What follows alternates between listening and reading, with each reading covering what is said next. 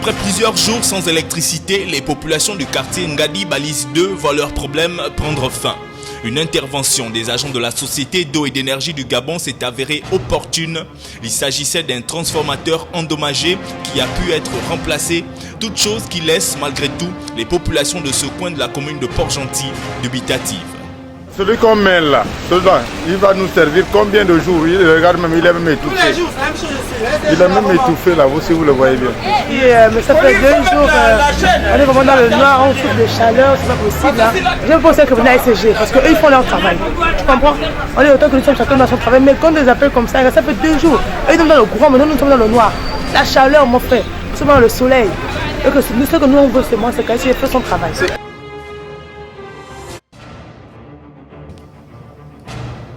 L'opération de distribution de l'aide destinée aux personnes du 3e âge, aux handicapés et aux veuves a débuté ce matin dans la commune de Port-Gentil.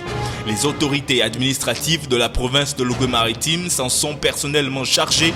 Des allocations qui rentrent dans le cadre de la politique d'aide sociale destinée aux couches les plus vulnérables de la société gabonaise et qui, à toute vraisemblance, pourront atténuer un tant soit peu les multiples difficultés auxquelles font face chaque jour ses compatriotes.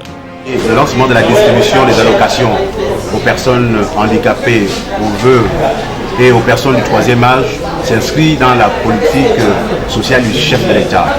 C'est pour essayer de résorber au quotidien les difficultés qu'éprouvent nos compatriotes. En tant que bénéficiaire, ça ne peut que me faire plaisir.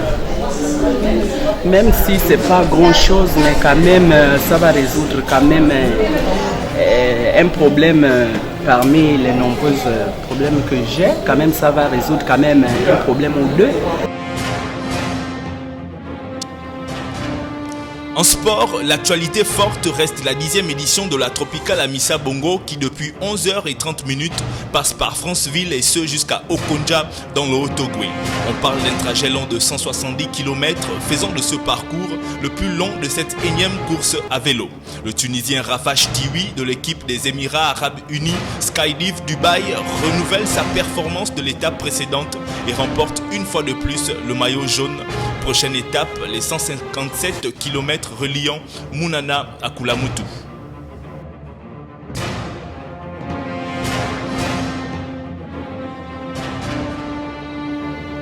Et puis on rappelle, la polémique enfle autour de l'affaire du ciment de la Soga Malo.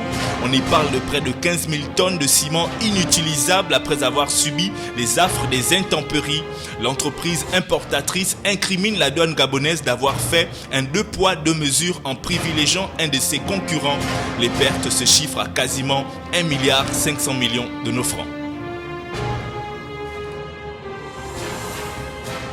Le développement de tous ces titres dans notre principale édition d'information est toujours sur les programmes de la radio-télévision Cana Delta.